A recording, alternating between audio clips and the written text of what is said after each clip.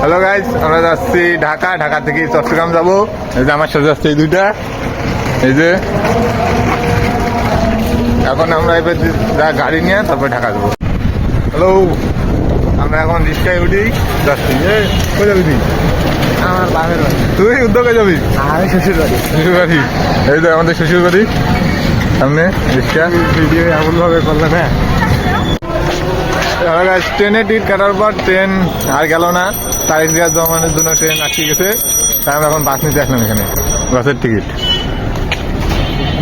এখন এখানে বাস কাটি, তারপর এখন ঢাকা যাওয়া লাগবে। রাত 10টায় বাস, 10:30টায় বাস।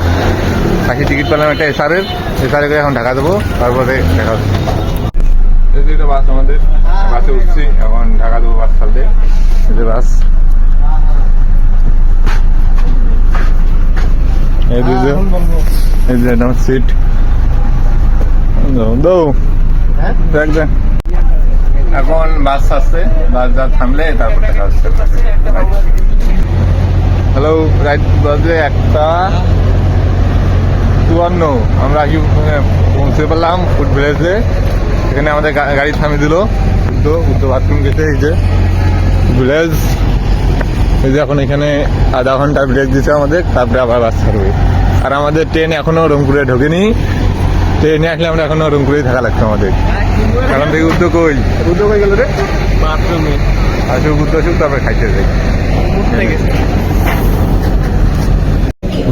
রেস্টুরেন্ট আসছে এখানে।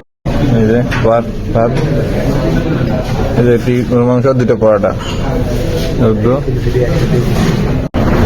বাস আমাদের গাছতলি নাম দিতে। এখন এখান থেকে আসবো কি কুয়াশা, রাত বাজে 6টা, কুয়াশা। ওঠ